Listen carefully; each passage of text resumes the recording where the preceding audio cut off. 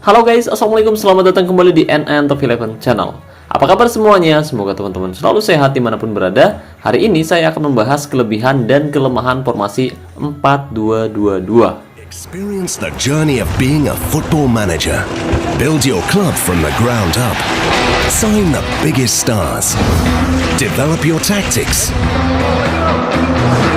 And lead your team to victory in the Champions League final. Oke, jadi formasi 4-2-2-2 adalah formasi sepak bola yang memiliki sejumlah kelebihan dan juga kelemahan, guys. Dan hari ini saya akan membahas kelebihan serta kelemahannya ada di mana. Tapi sebelum itu saya mau disclaimer terlebih dahulu bahwa apa yang akan saya bahas di dalam video ini murni pendapat saya pribadi, guys. Jadi jika nanti ada teman-teman yang tidak sependapat dengan saya, kamu bisa tinggalkan komentar di bawah video ini. Dan dalam analisis ini kita juga akan mengesampingkan kualitas mutu dari kedua kesebelasan ya guys. Jadi kita anggap semua tim memiliki kualitas yang sama rata, memiliki kualitas yang setara di setiap pertandingannya. Oke, tapi sebelum kita membahas lebih jauh, buat teman-teman yang kebetulan belum mendukung channel ini, jika berkenan kamu bisa terus mendukung saya dengan cara klik tombol like, subscribe, dan aktifkan juga notifikasinya agar teman-teman selalu tahu update terbaru dari NN Top 11 Channel. Oh iya, dan buat teman-teman khususnya para sultan yang bertanya, Bang, di mana sih beli token yang harganya lebih murah tapi amanah? Oke, buat para sultan, Raja Minyak, Bos Mengkreng, dan Juragan Bawang, barangkali mau beli token dengan harga yang lebih murah dan yang pasti amanah, saya rekomendasikan teman-teman beli token di Kiano Store. Jadi di sana tuh menjual token dengan harga yang lebih terjangkau. Dan di Kiano Store sekarang bisa top up via ID Top 11 atau bisa juga via login. Jadi tunggu apa lagi nih? Buat para sultan barangkali mau beli token, cek aja langsung ke Instagram atau WhatsApp-nya Kiano Store. Pastikan kamu masuk ke Instagramnya Kiano Store lewat link deskripsi yang ada di bawah video ini. Tujuannya untuk menghindari akun-akun palsu yang mengatasnamakan Kiano Store dan berencana menipu teman-teman semua. Jadi saya ingatkan lagi, pastikan kamu masuk ke Instagram atau WhatsApp-nya Kiano Store lewat link yang ada pada deskripsi video ini. Terima kasih. Oke, pertama mari kita bahas mengenai kelebihannya terlebih dahulu, guys. Jadi yang pertama, formasi 4-2-2 punya keseimbangan yang baik ketika menyerang dan juga bertahan. Formasi ini menyediakan keseimbangan antara pertahanan dan juga serangan, guys. Dengan dua gelandang tengah, tim memiliki basis pertahanan yang cukup stabil. Sementara dua winger dan kedua striker memberikan potensi serangan yang kuat. Yang kedua, punya kontrol permainan di area tengah lapangan, guys. Jadi dua gelandang tengah dapat mengontrol area tengah lapangan dengan lebih baik. Mereka dapat mengalirkan bola, menghubungkan pertahanan dan juga serangan, serta mereka dapat membantu dalam memenangkan pertarungan di area tengah, guys. Yang ketiga, mengandalkan umpan silang. Jadi formasi ini mendukung umpan-umpan silang dari sayap.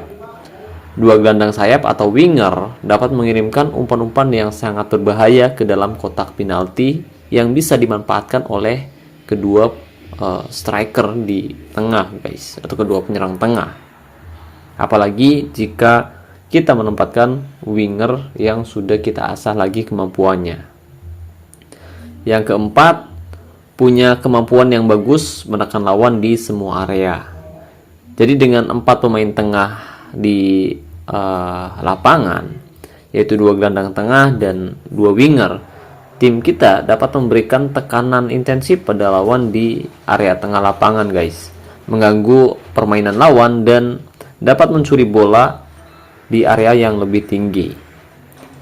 Kemudian untuk kelemahannya sendiri, formasi 4-2-2 memiliki kelemahan yang pertama, rentan di area sayap. Formasi ini dapat rentan terhadap serangan dari sayap lawan, guys. Dua pemain sayap dan dua bek sayap mungkin akan sering meninggalkan posisinya, dan itu bisa saja dimanfaatkan oleh pemain sayap lawan yang punya kecepatan untuk mengisi area tersebut. Yang kedua, sering kehilangan kontrol di area tengah lapangan.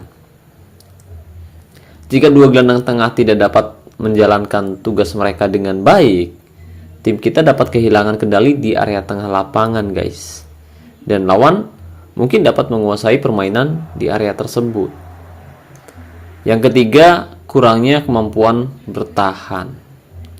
Jadi dengan dua gelandang yang kita tempatkan, yaitu midfielder, center, mungkin mereka akan memiliki beban yang cukup berat dalam melindungi lini pertahanan timnya. Apalagi jika tim lawan memiliki gelandang yang cepat dan juga kreatif. Yang keempat, pergerakannya terbatas. Dua penyerang di tengah lapangan mungkin mengalami keterbatasan pergerakan, terutama jika lawan mengunci kedua striker kita dengan erat, guys. Ini dapat menghambat kreasi dalam serangan tim kita. Dan yang kelima, rentan terhadap kontra atau serangan balik cepat. Jika tim kita menggunakan formasi 4-2-2-2, ketika kita kehilangan bola di area tengah lapangan, ada kemungkinan lawan dapat menjadi tim kita akan menjadi lebih rentan terhadap serangan balik cepat dari tim lawan, karena terdapat sedikit pemain di area tengah, guys. Dan itu terbukti di mana tim saya beberapa kali masuk dengan sangat mudahnya di area tersebut untuk mencetak gol ke gawang lawannya. Tapi perlu diingat, guys, keefektifan formasi 4-2-2-2 tergantung pada bagaimana kita menggunakannya, guys, kemampuan individu pemain dan strategi yang diterapkan. Formasi ini juga dapat menjadi kekuatan jika dimanfaatkan dengan baik dan benar, tetapi juga memiliki potensi kerentanan yang perlu diperhatikan oleh kita, guys. Tapi menurut saya di dalam game Top 11 formasi 4-2-2-2-2 itu kurang efektif, guys.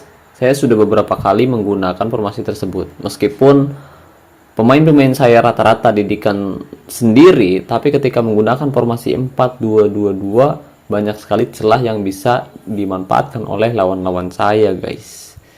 Jadi buat teman-teman yang ingin menggunakan formasi tersebut, usahakan kamu harus benar-benar mengenal betul pemain-pemain yang kamu miliki.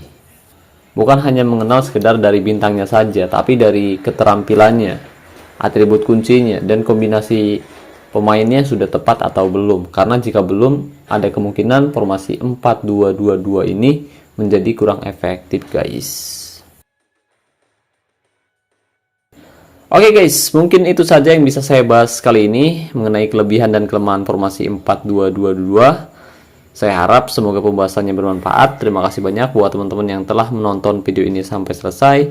Terima kasih juga untuk membership NN Top 11. Terima kasih untuk partnership NN Top 11 yaitu Kiano Store. Dan saya ucapkan terima kasih banyak buat teman-teman yang selalu mendukung dan mendoakan saya sejauh ini. Wassalamualaikum warahmatullahi wabarakatuh. Salam olahraga, salam Top 11 Indonesia.